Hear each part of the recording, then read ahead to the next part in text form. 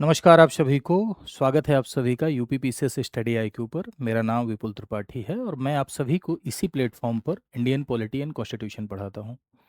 जैसा कि आप थंबनेल में देख पा रहे होंगे, आरओ नोटिफिकेशन, सिलेबस, परीक्षा पैटर्न, स्ट्रेटजी, कट ऑफ। तो आज कुछ जानकारी साझा करने के लिए मैं आप सभी के समक्ष उपस्थित हुआ हूँ। आरओ एक ऐसी परीक्षा है जो बड़ी अपेक्षित है। बहुत सारे लोग आरओ के लिए प्रिपेयर करते हैं। जो लोग पीसीएस की तैयारी कर रहे हैं वो भी प्लान बी के तौर पर आरओ रखते हैं। आरओ एक ऐसी परीक्षा है जो कि in comparison to PCS upper subordinate जो होता है, जिसे आप पीसीएस परीक्षा के नाम से जानते हैं, उससे सरल होती है। क्योंकि आरओ में जीएस डिस्क्रिप्टिव मोड में लिखने के लिए नहीं पूछा जाता है। आरओ एक ऐसी परीक्षा है जिसमें प्री जो होता है वो ऑब्जेक्टिव होता है, प्री में जीएस और हिंदी आता है। और मेंस जो होता है उसमें जीएस ऑब्जेक्टिव होता है और हिंदी निबंध लिखने के लिए आता है। यानी एक तरीके से देखा जाए तो हिंदी डिस्क्रिप्टिव होता है और जीएस ऑब्जेक्टिव होता है। पूरे के पूरे सिलेबस के बारे में मैं चर्चा करूंगा कि आरओ का क्या सिलेबस है, कैसे इस सिलेबस को तैयार करें, क्या स्ट्रेटजी होनी चाहिए और जनरली कितने नंबर हम लाने का प्रयास करें कि हमारा सिलेक्शन हो जाए, और इस बार का जो नोटिफिकेशन है वो कब तक आने की संभावना है। इन सारी बातों के बारे में मैं इस वीडियो में चर्चा करूंगा। तो सबसे पहले हम लोग सिलेबस के साथ चलते हैं कि भाई सिलेबस क्या है आरओ का, ठीक है, और कैसे उस सिलेबस को हम प्रिपेयर करें। तो यूपी उत्तर प्रदेश आरओ का जो सिलेबस होता है वो दो चरण होते हैं उसमें। एक प्रीलिम्स होता है, एक मेंस होता है, ठीक है। तो सबसे पहले हम प्रीलिम्स की बातचीत करेंगे।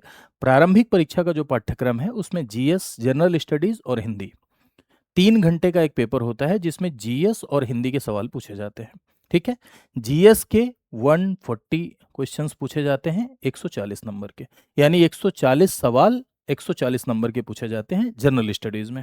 और हिंदी में क्या है आपका, हिंदी में 60 नंबर के 60 सवाल पूछे जाते हैं। तो कुल मिला के कितने का पेपर हुआ आपका, ये 200 नंबर का पेपर होता है प्रीलिम्स का। अब देख लेते हैं कि जीएस में क्या क्या आता है। जीएस में पूरा का पूरा आपका जनरल स्टडीज, जैसे जनरल साइंस हो गया, हिस्ट्री ऑफ द इंडिया हो गया, इंडियन नेशनल मूवमेंट हो गया, भारतीय राष्ट्रीय आंदोलन, भारतीय राजतंत्र यानी कि इंडियन पॉलिटी, इकोनॉमी हो गया, कल्चर हो गया, संस्कृति, भारतीय कृषि, वाणिज्य और व्यापार, ठीक है, एग्रीकल्चर भी पूछा जा रहा है, पॉपुलेशन सेंसस, पर्यावरण और नगरीकरण, ठीक है, विश्व भूगोल, भारत का भूगोल, इंडियन ज्योग्राफी, फिजिकल ज्योग्राफी, ठीक है, natural resources, current affair, Uttar Pradesh की शिक्षा संस्कृति। यानी कुल मिलाकर अगर देखा जाए तो history, geography, polity, economy, general science, UP special, current affair, ये मुख्य विषय हैं जो कि प्री में जनरल स्टडीज में पूछे जाते हैं। इसके 140 सवाल आते हैं, ऑब्जेक्टिव मोड के आते हैं, ठीक। अब आ जाते हैं हम लोग हिंदी पर। तो ये जो आपका हिंदी का 60 प्रश्न पूछे जाते हैं और 60 नंबर इसमें दिए जाते हैं, 60 नंबर के 60 प्रश्न पूछे जाते हैं। लेकिन ध्यान रखिएगा कि हिंदी में सिर्फ यही 6 टॉपिक आपके यहाँ पूछे जाते हैं। आरओ का ये स्पेशलाइजेशन है और ये अच्छी चीज़ भी है कि यही 6 टॉपिक आपको तैयार करने पड़ते हैं। विलोम से 10 सवाल आते हैं, वाक्य और वर्तनी शुद्धि से 10, अनेक शब्दों के एक शब्द से 10, तत्सम तद्भव 10, विशेषण विशेष से 10 और पर्यायवाची 10, ठीक है। कुल मिला के कितने हो गए, 60 हो गए। तो ये जो है 60 सवाल आपके 60 नंबर के पूछे जाते हैं, यानी कुल मिला के सामान्य शब्द ज्ञान और व्याकरण की समझ आपके अंदर होनी चाहिए। तो कुल मिला के आपने क्या देखा कि टोटल जो आपका 200 नंबर का प्रीलिम्स है, 200 नंबर में 140 आपका जीएस है और 60 आपका क्या है, हिंदी है। ये दोनों पेपर पहले तो अलग अलग होता था, लेकिन अब दोनों 3 घंटे में एक साथ ही होने लगा है। 3 घंटे का ये पेपर होता है, ठीक है। 3 घंटे पर्याप्त समय होता है इसके लिए, ठीक, हिंदी और जीएस मिला के। पहले अलग अलग होता था, 1 घंटे का अलग होता था, 2 घंटे का अलग होता था, लेकिन अब एक साथ ही होता है, 3 घंटे का पेपर होता है, ठीक। अब इसमें कितना नंबर आप हासिल कर लें कि आपका प्रीलिम निकल जाएगा, कितना नंबर हासिल कर, देखो कैसे प्रिपेयर करें इसके बारे में थोड़ी देर बाद हम लोग चर्चा करेंगे। पहले पूरा सिलेबस मैं आपको बता देता हूँ, फिर मैं बताऊंगा कि कैसे आपको प्रिपेयर करना है, क्या स्ट्रेटजी होनी चाहिए, क्या रणनीति होनी चाहिए। पहले तो ये समझ लीजिए कितने नंबर इसमें पाने हैं। तो इसमें अपने को अगर 135 प्लस नंबर, कुल मिला के एक सेफ स्कोर लेकर चलिए 140 प्लस, ठीक। 140 प्लस आपको लेके आना है। अब कुछ लोग को लग रहा होगा सर ये बहुत अजीब तरीके की लाइन आप बोल रहे हैं कि 140 लाना क्या संभव है। भाई देखो, टारगेट वही रखो, कंपटीशन बढ़ रहा है, आप भी जानते हैं कंपटीशन बढ़ रहा है, हर व्यक्ति तैयारी कर रहा है, ठीक है। जैसे सब तैयारी कर रहे हैं, जिस अप्रोच के साथ सब तैयारी कर रहे हैं, जिस कंफर्ट जोन में सब तैयारी कर रहे हैं, उसी में अगर आप भी तैयारी करोगे वैसे ही, तो आप भी तो उसी तरह रहोगे। कंफर्ट जोन से बाहर निकलना होगा, एक्स्ट्रा एफर्ट लगाना होगा। कुछ लोग ऐसे होते हैं ना, कुछ लोगों का एटीट्यूड मैंने देखा है एग्जामिनेशन की तैयारी के दौरान, कि वो लोग ये कहते हैं, बहुत सारे टॉपर्स का, इस समय देखो पीसीएस के रिजल्ट आए हैं, मैंने भी बहुत सारे टॉपर का इंटरव्यू लिया, तो लोगों ने ये कहा, कि मुझसे भी कहा, कि सर मेरे अंदर ऐसा एप्टीट्यूड है, ऐसा एटीट्यूड है, कि अगर मुझे सिलेबस बता दो और किताब बता दो, दुनिया कोई ताकत रोक नहीं सकती है सिलेक्शन का, मैं पढ़ लूंगा, मेरे अंदर इतना डेडिकेशन है। मेरे भाई यही डेडिकेशन डेवलप करना है आपको। आपको सिलेबस पता होना चाहिए और कहाँ से पढ़ना है ये पता होना चाहिए। उसके बाद तो डेडिकेशन आपको लाना होगा ना यार, कुछ करना है तो कंफर्ट जोन से बाहर निकलना होगा, कैसे भी करके करना होगा। अपने अंदर ये इच्छा शक्ति लानी होगी, मैं करूंगा। ठीक है, कैसे नहीं होगा, औरों का होता है ना, लोगों का सिलेक्शन होता है ना, लोग 140 प्लस लेकर आते हैं ना, तो लेकर आना होगा। ठीक है, बस उसके लिए प्रैक्टिस की जरूरत है। अभी कैसे स्ट्रेटजी अपनाएं इसको थोड़ी देर में बताता हूं मैं। तो ये 140 प्लस इसमें लेकर आना है। फिर उसके बाद हम लोग आ जाते हैं मेंस में। ठीक, मेंस में एक पेपर आपका होता है 120 प्रश्नों का, जो कि 120 नंबर का होता है और 2 घंटे का पेपर होता है। ये जनरल स्टडीज का पेपर है। यानी मेंस में आपका पहला पेपर जीएस का है और 2 घंटे का पेपर है। इस जीएस का सिलेबस वही है जो प्री में था, वही सेम सिलेबस है जनरल स्टडीज का, जो प्री में आपने देखा था वही सेम सिलेबस है। ठीक, दूसरा पेपर जो होता है वो सामान्य हिंदी और आलेखन का पेपर होता है। सामान्य हिंदी और आलेखन के पेपर में 2 खंड होते हैं। ठीक है, पहला खंड जो होता है वो परंपरागत पेपर है, सब्जेक्टिव पेपर है, 100 नंबर का होता है। ठीक है, 2.5 घंटे इसमें आपको दिए जाते हैं। इस 100 नंबर में क्या क्या पोर्शन होते हैं, दिए हुए गद्यांश का शीर्षक, सारांश और 3 रेखांकित अंशों की व्याख्या करनी होती है। सेकंड, किसी दिए हुए सरकारी पत्र का टेबुलर फॉर्म कन्वर्ट करना होता है, सारणी रूप लेखन होता है। ठीक है, ये 15 नंबर का होता है। और 21 नंबर का आपका ये होता है गद्यांश का शीर्षक, सारांश और 3 रेखांकित अंशों की व्याख्या। खंड 1 की बात हो रही है यहाँ पर। फिर उसके बाद पत्राचार। पत्राचार आपका 24 अंक का आता है। शासकीय, अर्धशासकीय पत्र, कार्यालय आदेश, ज्ञाप, परिपत्र। ठीक है, व्यक्ति, ये सब जब आप पढ़ेंगे ना तो खुद ही आपकी तैयारी इसमें हो जाएगी। अभी आप जज्बाती मत होइए कि सर अरे ये तो पत्र भी लिखना है क्या। हाँ, लिखना है। परिभाषित शब्दावली, जैसे अंग्रेजी से हिंदी करने के लिए, हिंदी से अंग्रेजी करने के लिए मुहावरे तथा लोकोक्तियां, तो ये आपका 10-10 नंबर का ये हो गया। 30 नंबर का, 24 नंबर का आपका पत्राचार हो गया और 10 नंबर का आपका कंप्यूटर ज्ञान आता है। कुल मिला के कंप्यूटर ज्ञान, परिभाषित शब्दावली, ठीक, पत्राचार प्लस ये जो गद्यांश का शीर्षक, सारांश, रेखांकित अंशों की व्याख्या, सरकारी पत्र का सारणी रूप, इसको मिलाकर 100 नंबर का पूछा जाता है आपसे। और इसमें आपको 2.5 घंटे समय दिए जाते हैं। ये खंड 1 है। ठीक है, सामान्य हिंदी आलेखन का खंड 1। अब खंड 2 में क्या है, खंड 2 आप पहले से प्रिपेयर किए हुए हैं, प्री में आपने इसको पढ़ा था। खंड 2 60 नंबर का होता है, आधे घंटे का। विलोम, वाक्य और वर्तनी शुद्धि, अनेक शब्दों के एक शब्द, तत्सम तद्भव, विशेषण विशेष्य। ठीक है, ये 60 नंबर का आपका। ठीक, वही जो प्री वाला था। ठीक है, वही एक बार फिर से मेंस में आ गया। तो कुल मिला के आपका हिंदी 160 नंबर का हो गया, जीएस 120 नंबर का। सामान्य हिंदी और आलेखन का जो सेकंड पेपर है ये 160 नंबर का, और जीएस का जो आपका फर्स्ट पेपर है ये 120 यानी 120 नंबर का। अब हम लोग आ जाते हैं तीसरा जो पोर्शन है मेंस में, वो है निबंध। हिंदी निबंध, ध्यान रखना यहां पर हिंदी निबंध, अंग्रेजी निबंध की बात नहीं हो रही, हिंदी निबंध पूछा जाता है। समय 3 घंटे होते हैं, 3 सेक्टर्स हैं, 3 सेक्टर्स से आपको एक एक निबंध लिखने होते हैं, 600 वर्ड के, 40 नंबर के। पहला आपका साहित्य, संस्कृति, सामाजिक क्षेत्र, राजनीतिक क्षेत्र। ठीक है, पहला। इससे एक विज्ञान, पर्यावरण, प्रौद्योगिकी, आर्थिक क्षेत्र, कृषि एवं व्यापार, ये दूसरा सेक्टर है।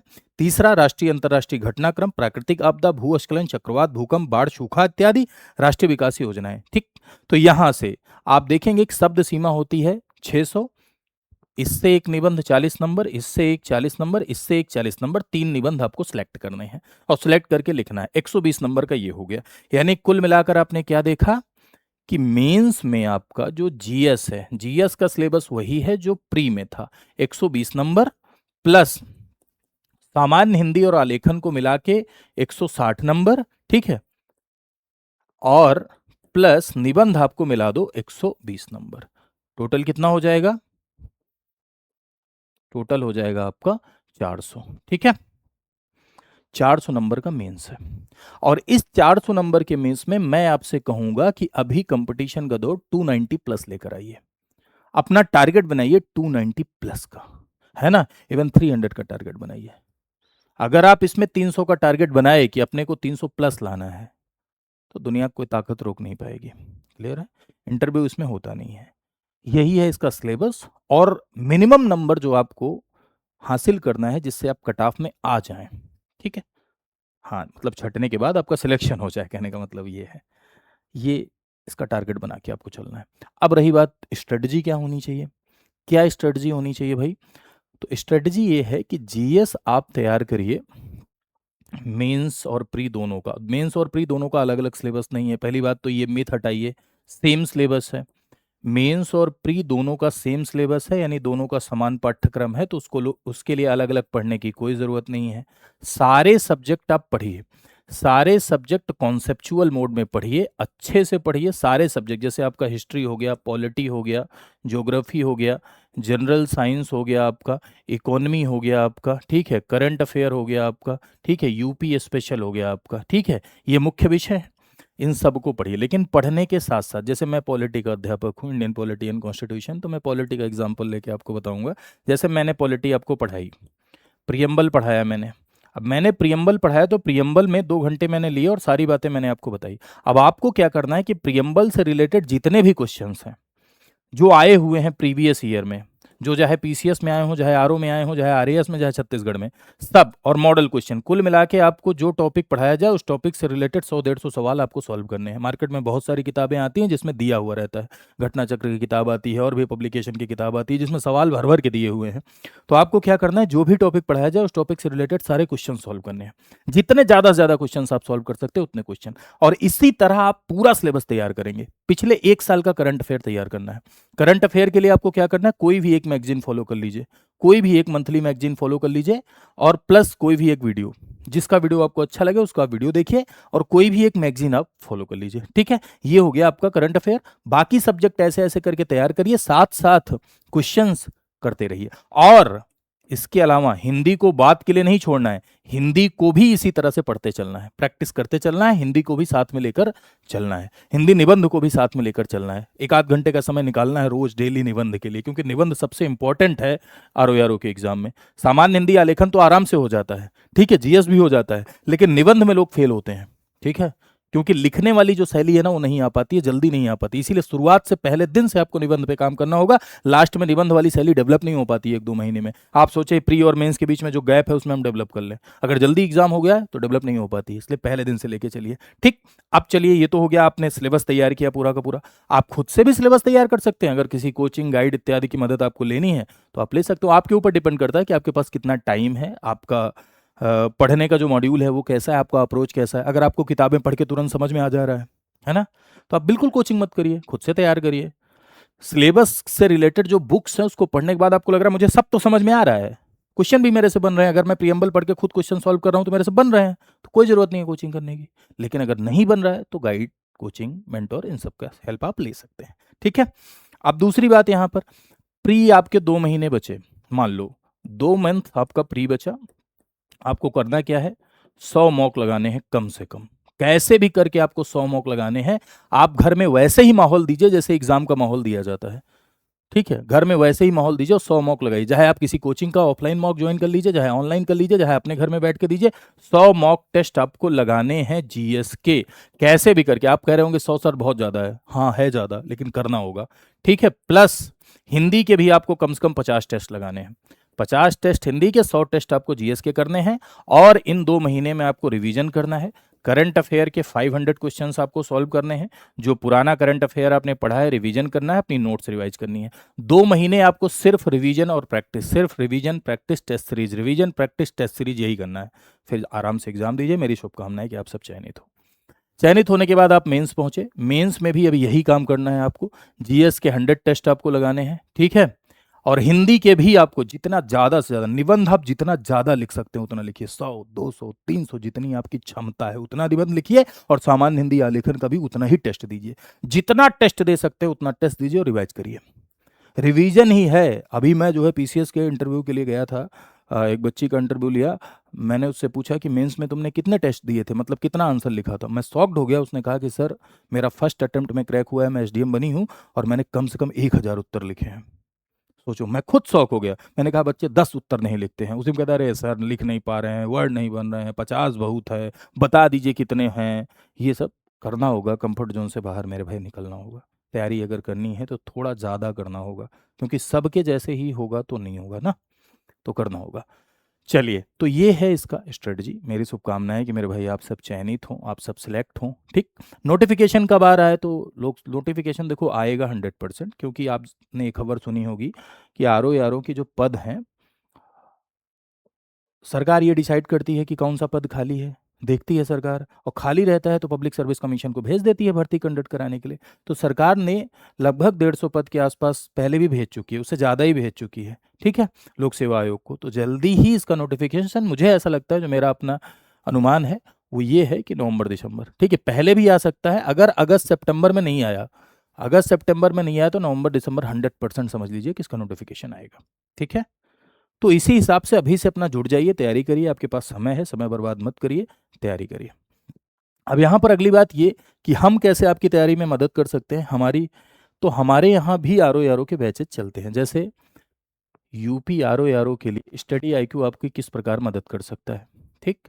तो यूपी आरओ के लिए स्टडी आईक्यू में प्री के भी बैच आपको देखने को मिलेंगे, मेंस के स्पेशल बैच भी आपको देखने को मिलेंगे, प्लस फाउंडेशन। फाउंडेशन का मतलब ये होता है कि प्री और मेंस दोनों के बैचेज आपको देखने को मिलेंगे, प्री और मेंस दोनों के बैचेज देखने को मिलेंगे, ठीक है। इसकी जानकारी आप कैसे प्राप्त कर सकते हैं सभी बैचेज की।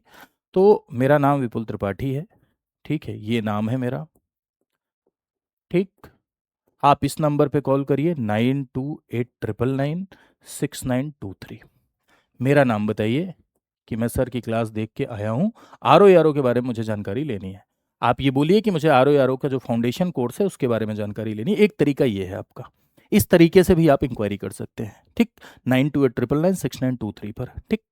उसके बाद जब आपको कोर्स में परचेज करना हो डिस्काउंट के लिए, ये आप उन्हें कोड बता दीजिएगा, VL लाइफ। ये कोड अगर आप लगाएंगे तो आपको मैक्सिमम, जितना ज़्यादा से ज़्यादा डिस्काउंट उस समय चल रहा होगा वो इस कोड पे आपको मिल जाएगा। ये हमेशा ये कोड काम करता है। तो कॉल करेंगे तो ये आप बता दीजिएगा, VL लाइफ, ठीक।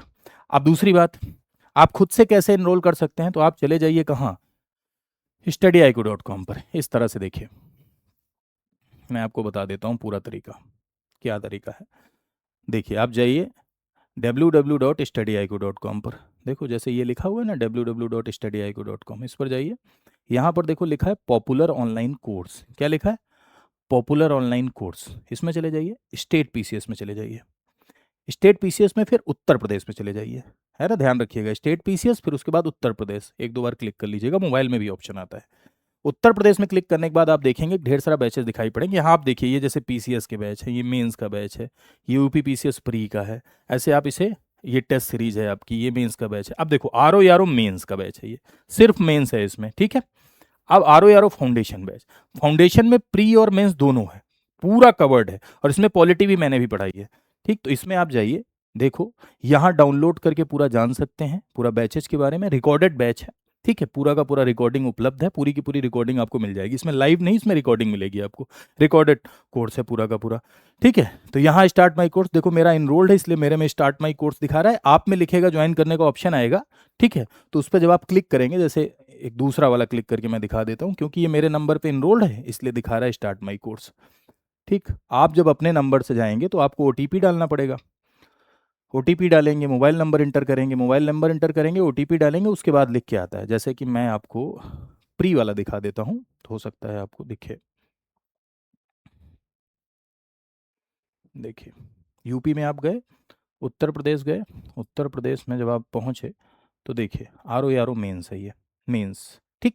अब देखो इसमें मेंस का बैच, यहाँ बाई नाउ पे जाइए, यहाँ बाई नाउ पे जाएंगे, मोबाइल नंबर डालेंगे, मोबाइल नंबर डालने के बाद ओटीपी डालेंगे, ओटीपी डालेंगे तो यहाँ कोड लगाने का ऑप्शन है, पहले से जो कोड लगा है उसको रिमूव कर दीजिएगा, ठीक है, उसको रिमूव कर दीजिएगा, उसमें कम डिस्काउंट मिलता है, ये कोड लगाइएगा, VL life, VL life code लगाइए। तो ये देखो मेंस वाला जो बैच है वो 2500 का मात्र है, ये मेंस का है, ठीक है, मेंस का बैच है, ये जो 2500 रुपये मात्र का मिल रहा है ये मेंस का है। तो फाउंडेशन का महंगा है क्योंकि उसमें प्री और मेंस दोनों है। तो यहाँ पर कैसे फाउंडेशन बैच में जा सकते हैं, तो ये देखिए जैसे मैंने मेंस का आपको दिखाया है वैसे ही आप यहाँ,